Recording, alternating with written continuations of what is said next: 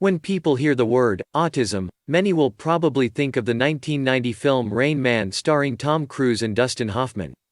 Hoffman won an Academy Award for his portrayal of an autistic savant with a gift for remembering numbers. The film has greatly improved public awareness of autism over the past 2 decades. As medical understanding of the condition has increased, so has the number of people diagnosed with autism.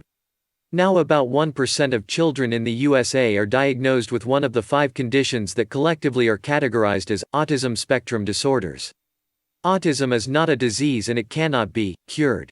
It is a spectrum disorder, meaning that some people will have autistic characteristics to a very serious extent and others will have them in a very mild form. The word autism comes from the Greek words autos, meaning self, and ismos, which means state of. People with autism have difficulties in relating with the world around them.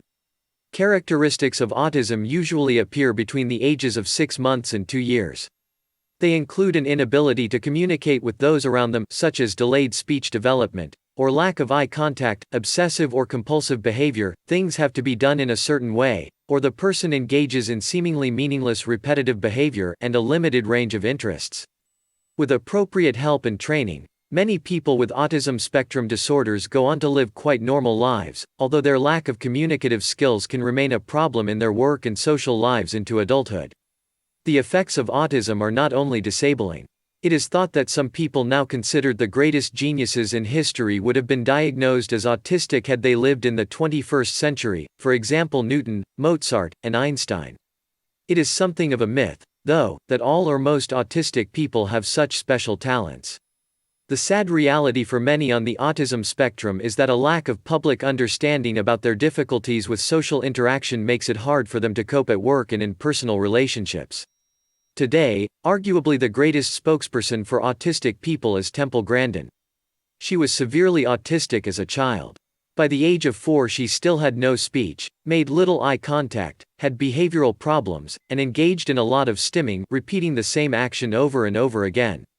She grew up in the 1940s and 1950s, when autism was often dismissed as a mental disability.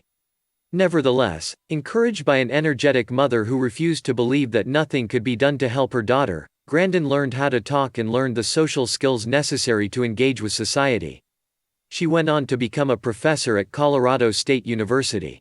Today she specializes in animal behavior and is the most successful designer of humane facilities for pigs, cows and other livestock in the USA. Grandin's writings on autism give fascinating insights into the condition from the perspective of someone living with autism. For example, in her book, Thinking in Pictures, she writes, "I think in pictures. Words are like a second language to me. I translate both spoken and written words into full-color movies, complete with sound, which run like a VCR tape in my head. When somebody speaks to me, his words are instantly translated into pictures." Through writings like this, she has greatly increased understanding of the condition. But the reason that Grandin is such a heroine for the autistic community is the strong message of hope she sends. She does not feel sorry for herself. Instead, she has identified the particular abilities that her autism has given her and used them to maximum advantage in her career as a livestock facility designer. By thinking in pictures, and drawing on the vast number of visual images in her brain, that she accesses like pages on the internet, she can visualize buildings and equipment before they are made. Using this ability, she has become a leading expert in this industry. Grandin's life story reminds us that all people, whether labeled, disabled, or not, possess abilities of some description. The challenge for every human being is to find their gift, whether great or small, and use it to the best of their ability.